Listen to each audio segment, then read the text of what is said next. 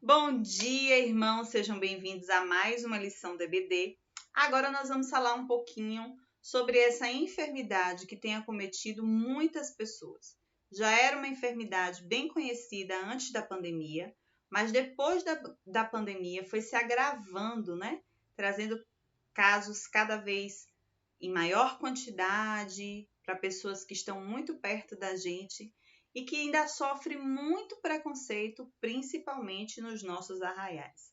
Eu já falei anteriormente sobre essa nossa cultura de entender que as doenças que são da nossa alma, do nosso psicológico, do nosso espírito, são sempre taxadas como falta de fé, falta de Deus ou estar em pecado. E através dessa lição, eu espero que a gente possa compreender mais um pouquinho sobre esse quadro, mudar a nossa mentalidade e enfrentar de forma mais saudável, de forma mais consciente, essa doença que tem afetado milhares de brasileiros. Vamos falar um pouquinho sobre depressão? Para começar, a lição, ela nos faz compreender alguns conceitos. O primeiro deles é que a depressão é uma doença, ela é uma enfermidade, então ela está para além da nossa decisão. Ninguém decide ser diabético, ninguém decide ser cardíaco, ninguém decide ser obeso, ninguém decide ser cego, né? Ter um problema na visão, ninguém decide ter um problema ósseo, ninguém decide ter um problema no rim, ninguém decide ter depressão. Ninguém cria um cenário para ter depressão. Depressão é uma doença que nos acomete, é uma enfermidade. Ela está além da nossa decisão e é uma reação do nosso corpo. Por isso, ele nos faz compreender a origem da depressão. A primeira origem pode ser biológica. Como assim? Biológica porque a depressão, às vezes, se inicia pela falta de hormônios ou pela produção pouca de alguns hormônios. A serotonina, por exemplo, a endorfina, né? A serotonina nos dá essa sensação de bem-estar, de que você está descansado, a sua mente está descansada. A endorfina é o hormônio da felicidade, é essa sensação de bem-estar, de estar disposto, de estar engajado com algum projeto e se sentir realizado. Então, pode ser uma desregulação da produção de hormônios, a origem da depressão. A depressão também pode ter origens neuroendócrinas, que é uma combinação entre esses hormônios e as próprias estruturas neuronais no nosso cérebro. As sinapses não são feitas corretamente, né? Há uma inadequação das estruturas neuronais, das estruturas do nosso cérebro, que combinada à falta de hormônio ou provocada por essa falta de hormônio, cria então o quadro da depressão. A depressão também pode ser genética. E aí ela abriga essas outras duas, né? Pode ser que meu corpo, não há nenhum caso na minha família, mas meu corpo tem uma desregulação hormonal. Pode ser que o meu corpo tenha uma desregulação nos neurônios, né? Nesse tecido que forma o cérebro. E isso pode ser desencadeado por uma questão só minha, só eu tenho na minha família, mas uma grande parte da população tem uma predisposição à depressão. Geneticamente, tem uma predisposição a essa desregulação hormonal ou neuronal. Então, a gente precisa, a primeira coisa para falar sobre depressão é compreender que a depressão é uma enfermidade. É uma desregulação do nosso corpo. E por isso ninguém decide, não é falta de fé, não é falta de Deus, não é porque você está em pecado. Ela é uma enfermidade como qualquer outra. Mais um pouquinho, mais lá para frente, e a gente também já falou, quando a gente falou sobre lidar com a culpa, que pode, a Bíblia diz, Davi diz que o pecado o adoeceu. O pastor Roberto também já mencionou isso numa mensagem muito recente, Ele diz: o meu pecado, a vergonha que eu tinha daquilo que eu fiz, a culpa que eu sentia por aquilo que eu fiz, fazia até que os meus ossos doessem. E aí a gente vai ver depois aqui nesses tipos, né, como que eu posso desencadear esse processo. E aí, óbvio que um pecado pode te levar a esta enfermidade, mas ele não é o originador da enfermidade, no sentido biológico.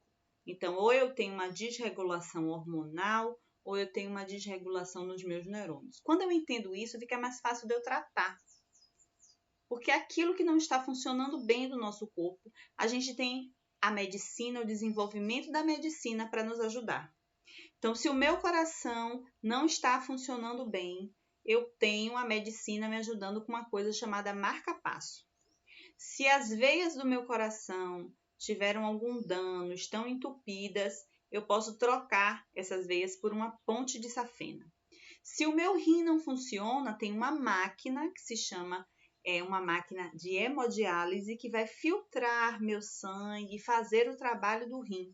Se o meu pâncreas não está funcionando, eu posso não estar produzindo insulina, isso me torna um paciente diabético, eu posso injetar insulina no meu corpo, fornecer ao meu corpo a insulina que o pâncreas não está produzindo. Se os meus ossos estão enfraquecidos, eu posso suplementar o cálcio no meu corpo através de medicação. E se os meus hormônios ou se os meus neurônios não estão funcionando corretamente e eu preciso de medicação, de terapia, de procedimento médico para fazer eles funcionarem corretamente, isso não é falta de fé, isso não é falta de Deus e isso não é estar em pecado.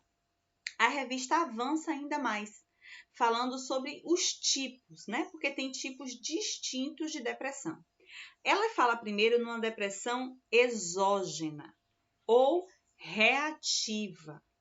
Quando eu passo por um momento muito marcante, um momento de limite na minha vida, uma situação muito difícil, isso pode desencadear em mim uma depressão.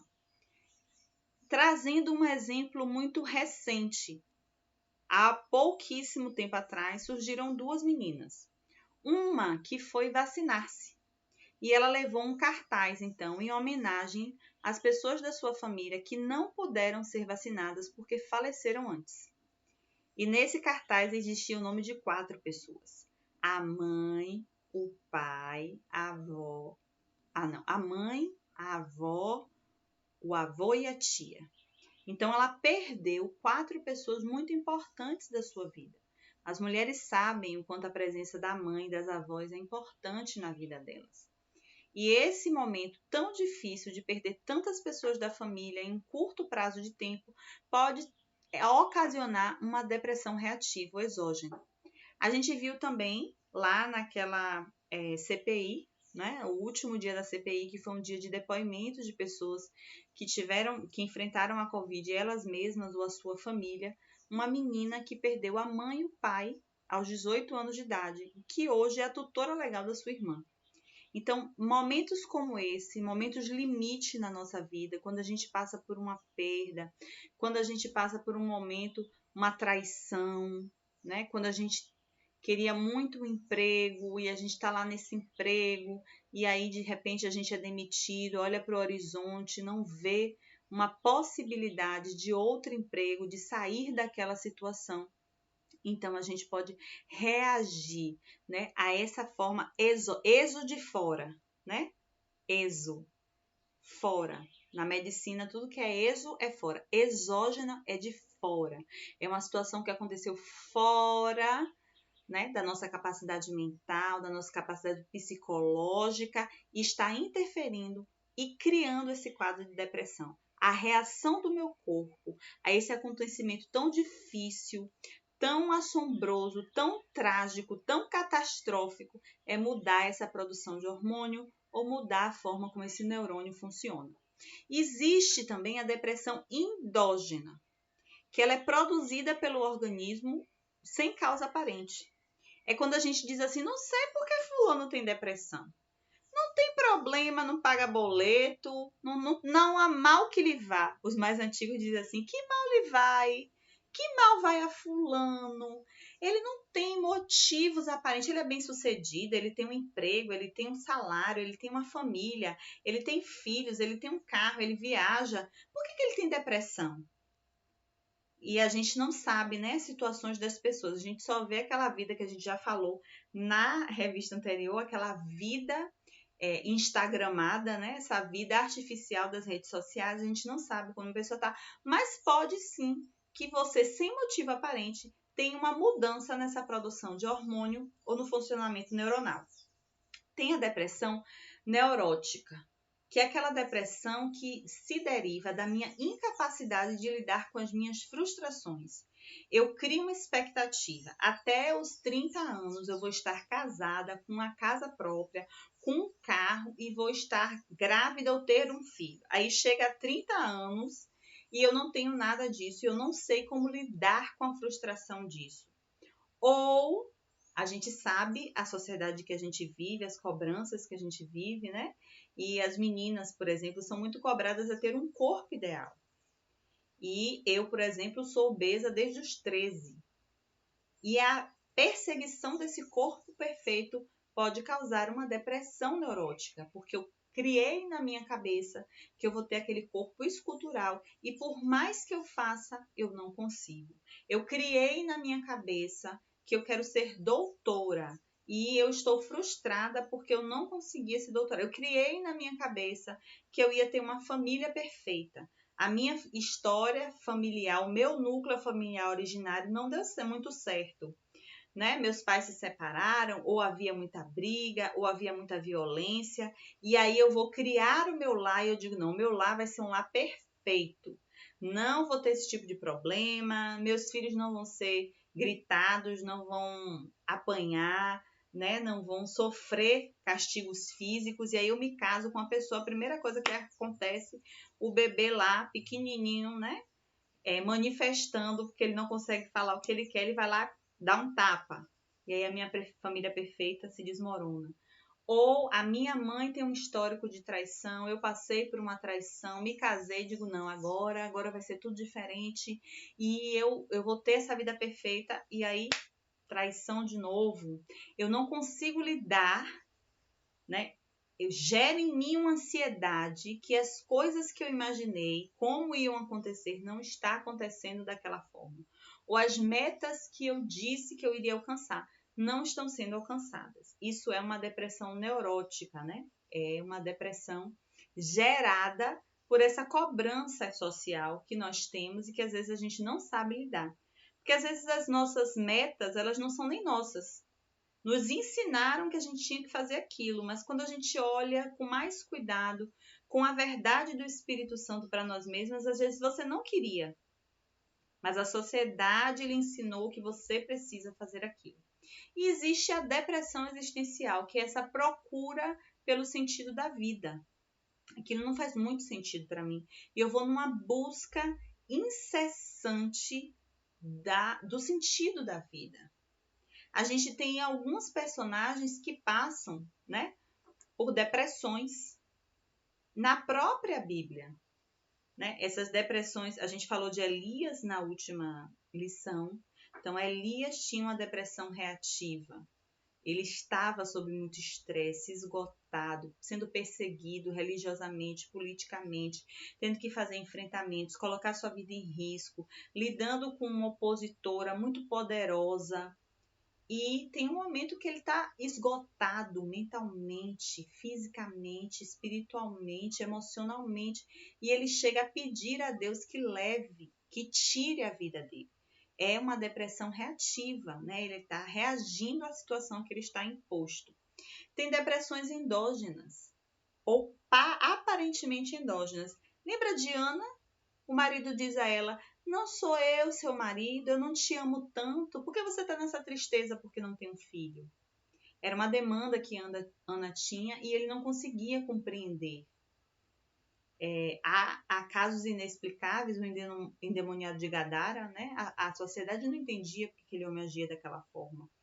E falando da própria Ana, a gente pode falar da depressão neurótica. Ana foi criada numa sociedade que a mulher só tinha valor se ela tivesse um filho, e um filho homem.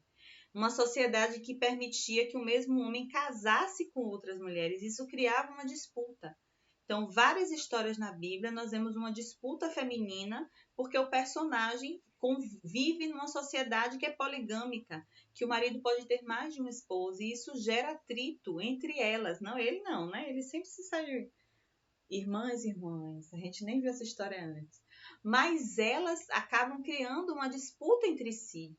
A gente vê isso com Léa e Raquel, a gente vê isso com Ana e Penina. Então, ela tinha essa dor, né? E a Penina, que era a outra esposa do seu marido, fazia questão de frisar quantos filhos ela tinha, como Deus a havia abençoado. Então, ela tinha uma depressão neurótica. Ela tinha essa necessidade de ter um filho, porque ela vivia numa sociedade que o valor da mulher estava em ter filhos e principalmente em ter um filho homem, e ela não conseguia alcançar esse objetivo por diversas questões. Tem a depressão existencial, né? Eu acho um dos trechos mais comoventes da Bíblia quando Jesus olha para Jerusalém. E ele ama tanto aquele povo, e ele percebe o quanto aquele povo está longe de Deus. Ele faz um desabafo dessa dor dele. Ele diz: Jerusalém, Jerusalém, que mata seus profetas. Quantas vezes eu quis te acolher debaixo da minha proteção, como uma galinha choca, né? Cuida dos seus filhotinhos. Quanto o sentido de Jerusalém tinha sido perdido. Eu não estou dizendo que Jesus era depressivo, irmãos, porque agora toda fala é tirada de contexto e daqui a pouco eu vou ser apedrejada dizendo: e um me disse que Jesus era depressivo. Eu não estou dizendo daquele momento. Aquele momento é uma tristeza existencial que Jesus sente, né? O povo eleito, o povo escolhido é Jerusalém. É para a humanidade o símbolo da morada de Deus. E é esse povo que está tão longe de Deus que mata seus profetas. Ele sabia que Jerusalém ia matá-lo. E ele diz: Jerusalém, Jerusalém. É um lamento, é uma dor que ele vai entoando. Jerusalém, Jerusalém, que mata seus profetas. Quantas vezes eu quis te juntar como uma galinha junta os seus pintinhos sobre sua asa. E ele faz uma referência, né? Aquele que se esconde, aquele que se abriga no esconderijo do Altíssimo, né? Nessa proteção. E é uma dor existencial. E aí, para além disso, a revista vai então nos chamar atenção para as formas como essa depressão se apresenta, né? A primeira eu já falei, que é uma tristeza patológica, uma tristeza que não passa, que mesmo que você viva uma situação, um momento de felicidade, existe sempre aquele pesar. Meu filho formou na faculdade, e é a formatura dele hoje. Toda a família está feliz, comemorando. Tem gente que leva apito, tem gente que estoura papel picado. Mas a pessoa que tem depressão vai dizer: ai, mas minha mãe não está viva para ver, meu pai não está vivo para ver, meu tio, meu cachorro. Então, em toda situação, ele sente uma infelicidade. Acompanha ele ou a ela esta tristeza patológica. É quando a gente diz assim: por que fulano tá triste se é um dia tão feliz? Não é ele que controla, né? É uma defasagem biológica, hormonal, neuronal. É uma tristeza patológica. Ai, a gente diz assim: aí não gosta, não chora porque quer, precisa não. Chora porque gosta. Não é assim que a gente fala às vezes? Existe também uma depressão que se apresenta como uma inadequação. A pessoa se sente inadequada. Ela se sente inadequada na sua família, ela se sente inadequada no seu local de trabalho, ela se sente inadequada na sua rede de suporte espiritual. É como se ela estivesse inadequada no mundo, como se ela não fosse deste tempo, como ela não fosse deste mundo. Ela não consegue se conectar com as pessoas, com os espaços, com a história, né? Ela não consegue se sentir pertencente a nenhum grupo. Ela se sente sempre muito inadequada. Ela pede desculpa por estar ali. ela sempre tem a sensação que as pessoas convidaram ela porque são boazinhas, não porque querem a presença dela, desfrutam da presença dela, gostam da presença dela. Ela sempre se sente inadequada, ela não sabe se ela escolheu a profissão certa, ela não sabe se ela escolheu o bairro certo, ela está inadequada no bairro, ela está inadequada, ela sente essa sensação de inadequação, que não pertence aqui. É diferente da sensação que nós temos, e Paulo vai dizer isso, né? Nós somos cidadãos dos céus. Estamos aqui de passagem, não é isso que eu estou falando. É uma pessoa que ela nunca consegue esse conforto que a gente fala de sentir-se em casa. E eu não estou falando de casa, o espaço físico casa, não. É você nunca estar cômoda. Você nunca dizer assim, ai, esse aqui é o meu lugar seguro. Esse aqui é o meu lugar de conforto. Esse aqui é o meu lugar que eu venho e eu posso ser eu, que eu posso descansar minha alma, que eu posso mostrar minhas inseguranças, minhas vulnerabilidades, porque esse é o meu lugar seguro. Ela não tem um lugar seguro, porque ela sente-se sempre inadequada. Tem uma outra forma da depressão se apresentar, que é esse sentimento muito profundo de inutilidade. Eu já tenho 35 anos e até agora eu não casei, eu não formei, eu não comprei um imóvel, eu não tenho um automóvel, eu não escrevi um livro, eu não plantei uma árvore, né? Que tem aqueles 3 coisas que eu tenho que fazer antes de deixar esse mundo. Tem uma coisa assim, escreve um livro, plante uma árvore, tenha um filho, alguma coisa assim, não me lembro corretamente, ipsilitra, assim, exatamente como acontece. Eu vou dizer uma coisa, irmãos, eu tenho 39, não tenho nada disso. Mas é essa sensação de inutilidade, inclusive na igreja. Eu não me encaixo em nenhum ministério, eu estou aqui só alisando o banco, eu sou um inútil.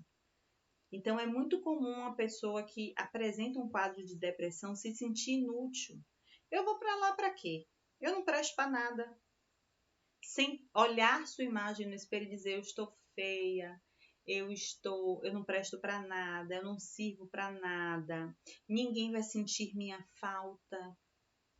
E o pastor pregou recentemente na igreja, né, que um dos versículos que mais o chocam é sobre um rei de Israel, porque fica registrado que ninguém sentiu saudade dele quando ele morreu.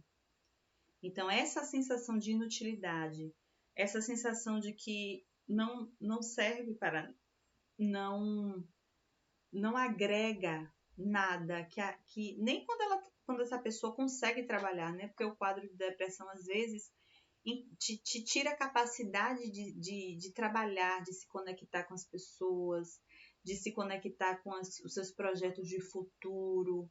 Então, a pessoa não consegue se sentir útil nem se ela trabalha, se ela tem uma função, se ela produz. Às vezes, todas as pessoas ao redor dela admiram, acham ela uma excelente profissional, acham que ela produz muito, que ela é muito útil, mas ela não consegue perceber a sua utilidade. É essa sensação sempre de ser inútil, de sua vida não ter um propósito, de sua vida não ser importante para ninguém. E isso é comum em pessoas que têm a depressão. Outro efeito da depressão é a retração. Como eu me sinto, como eu já falei anteriormente, inadequada e inútil, eu me retraio. Eu não falo aquilo que eu penso, porque eu sempre penso que aquilo que eu vou falar vai ser inadequado, vai constranger as pessoas, que as pessoas não vão entender o que eu falei. E eu vou cada vez mais me retraindo e é como um ciclo vicioso. Eu me sinto inadequado, eu me sinto inútil, eu me sinto sempre triste. Quanto mais inadequado, mais triste eu me sinto. Quanto mais triste eu me sinto, mais inútil eu me sinto. E isso vai provocando em mim a retração. E quanto mais eu me retraio, mais conexão com o mundo eu perco. Né? É a típica ilustração da concha.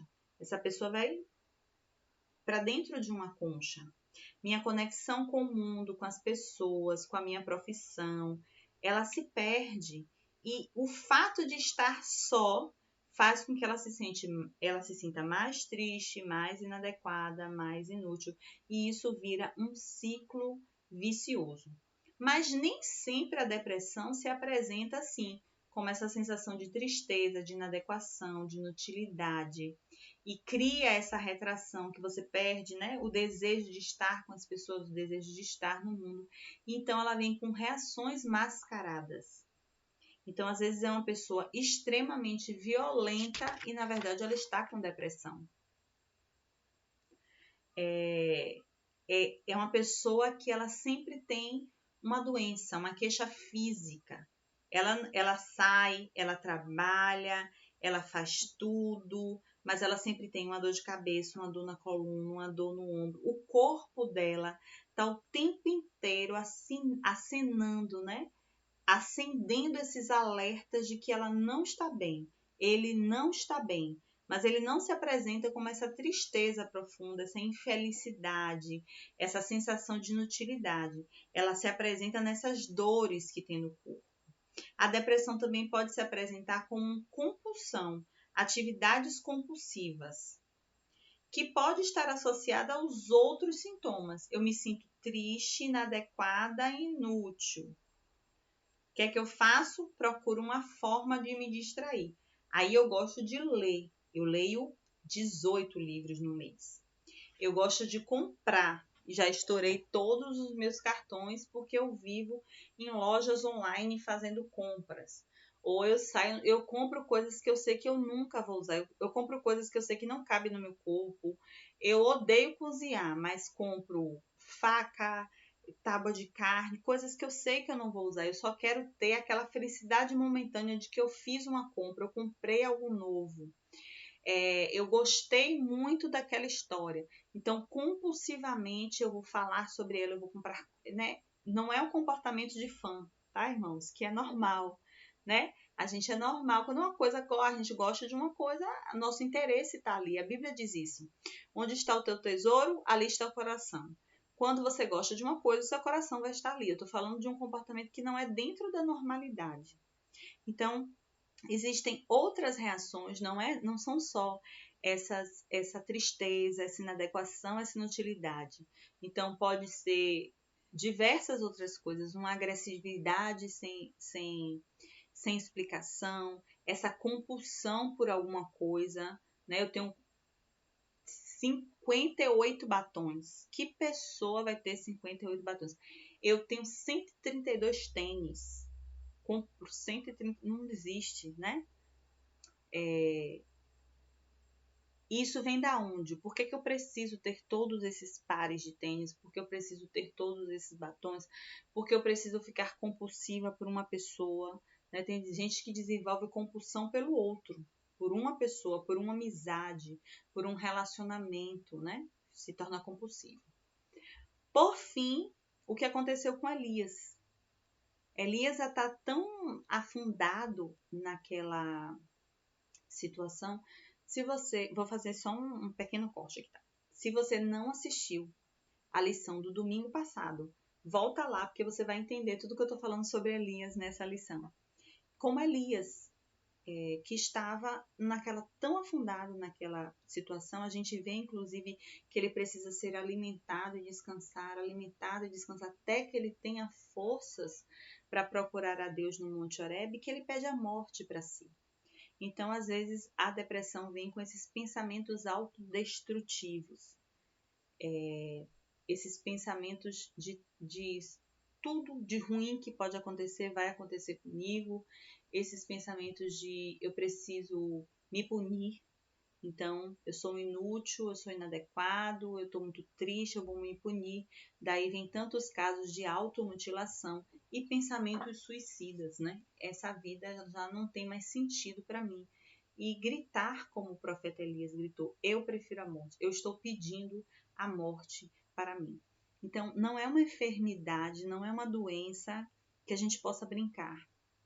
Não é uma doença que a gente possa tomar essa atitude responsável de dizer para o outro, isso é falta de fé, isso é falta de Deus, precisa voltar para os caminhos do Senhor, precisa ter fé, precisa reagir. Como a gente viu lá no caso de Elias, Elias não tinha força para reagir, ele não tinha força nem para buscar a Deus.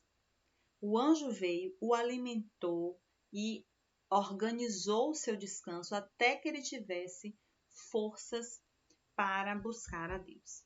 Mas como eu falei, essa revista é muito bacana, porque ela sempre indica caminhos para que a gente possa lidar com a situação, nem sempre solucionar, mas lidar. Se os irmãos estiverem ouvindo um barulhinho assim de folha passando, é porque de fato quando eu converso com os irmãos eu estou sempre com a revista na mão e às vezes eu olho aqui rapidinho, então eu passo as folhas da revista, é normal.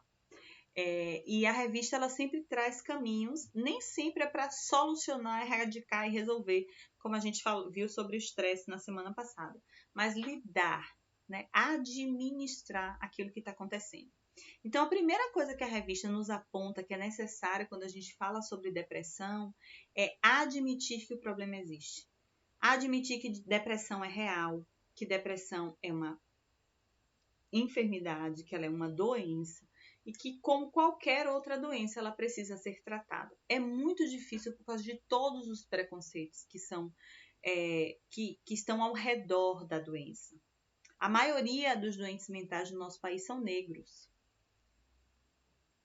Já parou para pensar nisso? Primeiro porque eles sempre estão nessa situação de vulnerabilidade, de mais dificuldade. E a gente sempre foi criado nessa sociedade para não querer ser ou parecer negro.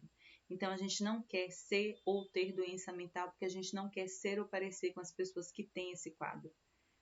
E a nossa mente sempre registra. Pense aí por um segundo, os malucos que você conheceu, como eles eram, como era a aparência deles. Você não quer parecer com isso. E no nosso meio evangélico ainda pior. Porque a gente ainda reforça muito esse discurso. Não, para quê? Tomar remédio controlado, isso é falta de fé, isso é falta de Deus. Meu Rivotril é Jesus. Eu já ouvi tanto essa frase. Meu Rivotril é Jesus. Meu remédio tarja preta é Jesus.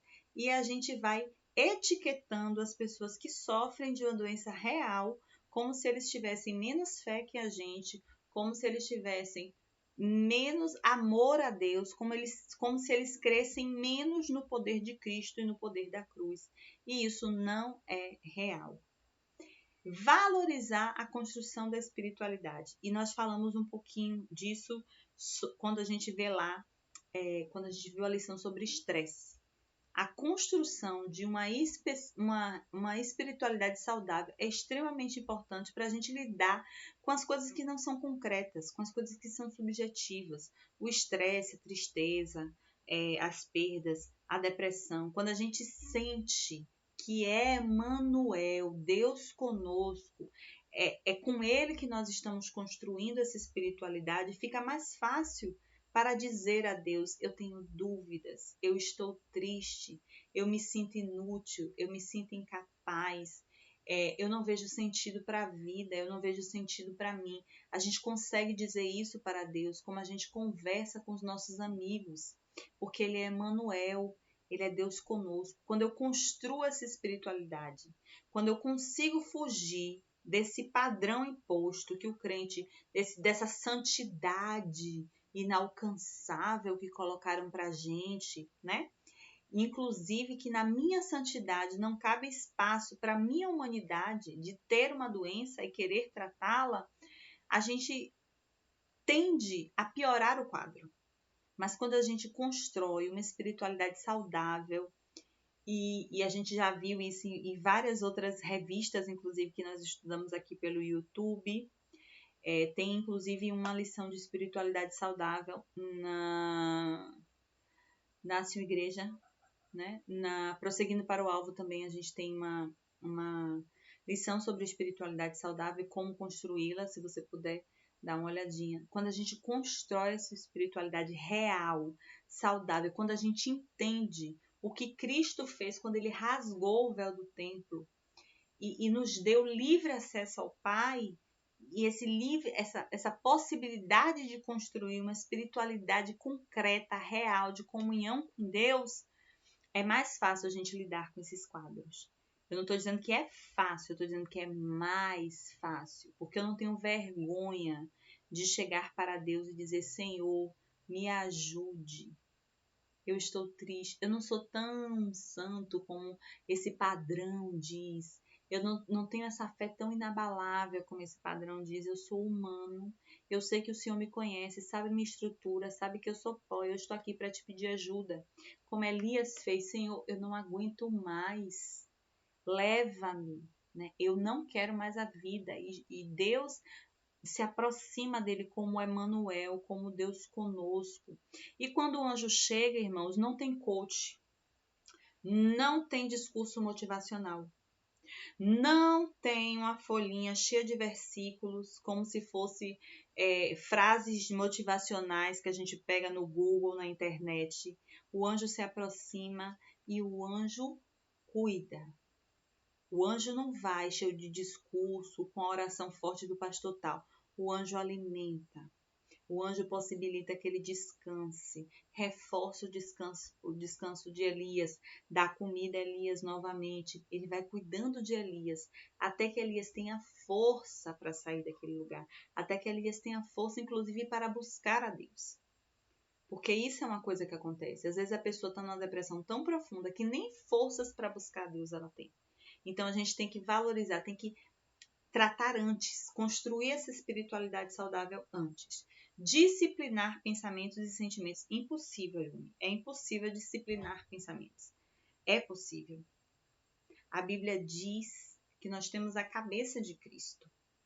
Então, se eu sei, por exemplo, que eu tenho uma tendência a essa tristeza existencial, essa tristeza do sentido da vida, e eu não sei lidar bem com velórios, eu posso demonstrar o meu afeto pela família, não necessariamente indo ao velório, porque eu preciso manter a minha sanidade mental. Se eu sei que sou uma pessoa que fica obsessiva pela outra e eu começo a me apaixonar por alguém, eu percebo que aquilo está saindo do limite, eu posso dar um passo atrás. Eu posso alimentar-me. E aí eu vou falar uma coisa aqui com os irmãos que é sobre aquele aparelhinho que a gente usa muito. Eu não sou desse discurso de que as redes sociais, de que o celular são o grande mal da humanidade. Nós estamos num mundo que jaz de maligno, ponto. A maldade sempre existiu, a crueldade sempre existiu, a desumanidade sempre existiu. Mas esse algoritmo, esses aparelhos, essas redes sociais que nós utilizamos, ele é baseado no algoritmo. Faça um teste. Converse, procure no seu computador alguma coisa que você quer comprar. Sei lá, feijão, um relógio, um tênis. Você vai ver que vai aparecer um monte de propaganda sobre tênis, sobre relógio ou sobre feijão. Entende? Porque ele é sempre sobre o que você busca. Se eu sou uma pessoa que a depressão se manifesta em mim sendo uma pessoa agressiva, e nas minhas redes, no material que eu consumo, seja na TV, no livro, na revista, é só coisa sobre violência, obviamente o meu cérebro vai pedir mais, a rede vai me mostrar mais, eu fico naquele processo. Se eu sou uma pessoa que já tem tendências depressivas e nas minhas redes sociais eu só fico lendo notícia de tragédias, coisas trágicas que aconteceram, se eu tenho pensamentos negativos, que nós já estudamos também nessa revista, eu sempre acho que o pior vai acontecer, sempre acho que o pior vai acontecer. Então, se eu saio na rua, eu sempre acho que eu vou ser atropelada, que o carro vai bater. E eu só vejo nos meus livros, na TV, nas redes sociais, notícia de acidente de carro. Obviamente, essa tensão vai crescer em mim. Então, eu posso filtrar o que passa pela minha mente. Paulo já diz isso. A gente deve pensar naquilo que é bom, que é agradável, que é edificante. Buscar ajuda qualificada. Não tem nenhum problema você pedir ajuda. E a gente precisa pedir ajuda às pessoas certas. Às vezes a gente acha que desabafar com amiga, que desabafar com pastor, com a pessoa que convive comigo na igreja é suficiente. Eu não estou dizendo que é inútil não, tá? Às vezes é muito importante ter o apoio dessas pessoas. Mas a gente precisa buscar ajuda qualificada. Pessoas que estudaram para nos ajudar nesse sentido. E ter uma rede de apoio. Elias teve um anjo que foi lá, cuidou dele, alimentou ele, até que ele tivesse. E quando ele retorna, ele tem Eliseu. Ele tem uma promessa do Senhor no seu coração e ele tem a ajuda de Eliseu. Eliseu larga tudo. A Bíblia diz que quando ele chega, ele encontra Eliseu trabalhando na terra. Eliseu, ele termina com tudo, inclusive com o instrumento do trabalho dele. Ele trabalhava com bois, era o instrumento de trabalho dele. Ele então pega esses bois e distribui a carne. E volta para o lado de Elias, segura a mão de Elias e não solta a mão de Elias. A gente precisa de rede de apoio. A gente precisa de irmão, de mãe, de avó, de amiga, de líder na igreja. A gente precisa de rede de apoio. A gente foi ensinado que ser forte é fazer tudo sozinho, sem precisar da ajuda de ninguém. E a gente tem percebido que isso de verdade não é sinônimo de força. E, por fim, a gente já falou sobre isso também, envidar esforços para manter-se vivo, ativo. Muitas pesquisas apontam que pessoas que praticam exercícios físicos regularmente têm uma melhora substancial no seu quadro de depressão. Fazer atividade física pode parecer que não, mas ajuda inclusive a regular aqueles hormônios que nós falamos lá no primeiro slide, a serotonina, a endorfina, a jogar esses hormônios no corpo e produzir essa sensação de bem-estar, de que você é capaz de fazer alguma coisa, essa sensação de realização. Então, é muito importante manter-se vivo. Então, se você tem depressão, se você tem alguma coisa que acende essa luz e diz eu não estou bem, ou se você conhece alguém assim, hoje é a oportunidade de dar o primeiro passo. Então, procure ajuda ou ofereça ajuda a quem está nesse quadro. Seja cidadão dos céus, seja agente do reino de Deus na vida de alguém. Eu espero que essa lição tenha sido muito edificante para vocês, como foi para mim. Que nós possamos nos encontrar na próxima semana para mais lições dessa revista. Que Deus nos abençoe a todos.